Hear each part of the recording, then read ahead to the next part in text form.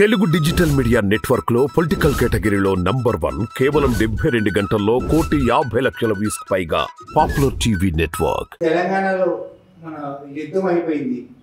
CM Revanth Reddy గారు పరిపాలన బాధ్యతలు స్వీకరించారు. ఆయన పరిపాలన ఎలా ఉంది సార్? 10 ఏళ్ల తర్వాత అనేక కష్ట నష్టాల కోర్చి తెలంగాణలో కాంగ్రెస్ ప్రభుత్వం ఏర్పాటులో రేవంత్ రెడ్డి కృషి అమోఘమైంది. 15 రోజులు అయిందనుకుంటా ప్రభుత్వం ఏర్పాటైంది. ఈ 15 రోజుల పరిపాలన అంటే 15 రోజుల్లో అంచనా వేయలేం, కానీ అనుకున్నప్పుడు కూడా ప్రభుత్వం చక్కగా పనిచేస్తుందని చెప్పచ్చు. అందులో ఎటువంటి సంశయాలు అక్కర్లేదు. ప్రత్యేకంగా రేవంత్ రెడ్డి ఆయన మాట్లాడే మాటలు, ఆయన తీసుకున్న నిర్ణయాలు చాలా బ్యాలెన్స్గా సమతులంతో ఉంటాయి. ఇంతకుముందు ప్రతిపక్షంలో ఉన్నప్పుడు ఆయన మాటలు వేరు, ఇప్పుడు అధికార పక్షంలో సారథిగా బాధ్యతలు స్వీకరించిన తర్వాత ఆయన మాటలు వేరు. చాలా చక్కగా తన ధర్మాన్ని, తన విధులను ఆయన నిర్వర్తిస్తుండని అనుకోవాలి. ఆ అధికారంలోకి రాగానే 6 హామీల్లో 2 హామీలను ఆయన అమలు చేశాడు. 2వ హామీ రైతు బంధు ఇవాళ రేపు అవుతుంది అనుకోండి. బట్ మొదటి హామీ చాలా చిన్నదే అయినప్పటికీ స్త్రీలకు ఉచిత ప్రయాణం అనేది అది సూపర్ హిట్ అయిందండి. ఒక సినిమా భాషలో సినిమాటిక్ చెప్పాలంటే సూపర్ హిట్ అయింది. ప్రతి స్టేజ్ దగ్గర ఇవాళ స్త్రీ ప్రయాణికుల సంఖ్య ఎక్కువగా కనపడుతుంది. వారి ముఖంలో ఒక రకమైన సంతృప్తి తాడవిస్తుంది. బస్సు వస్తుంది, ఫ్రీగా వెళ్తున్నాం అనేది. అది చాలా మంచి నిర్ణయమే. ప్రభుత్వానికి కూడా ఆ నిర్ణయం వల్ల పెద్ద ఖర్చు కాదు.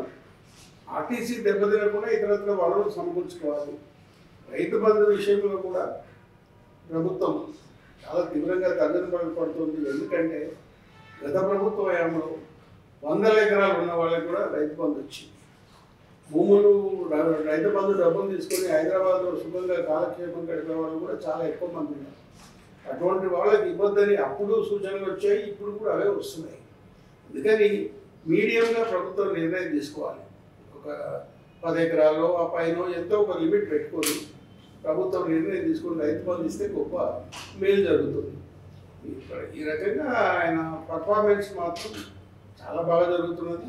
ముందు ముందు కూడా ఆయన ఇట్లాగే పరిపాలన చేస్తారని మనం అనుకోవచ్చు.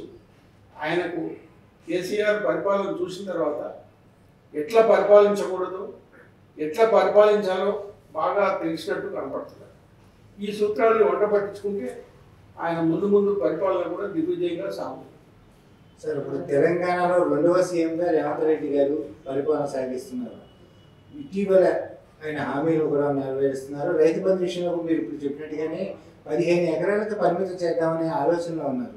దీనివల్ల నిజమైన రైతులకు మేలు జరుగుతుంది అనుకోవచ్చా? తప్పకుండా జరుగుతుందండి, తప్పకుండా జరుగుతుంది.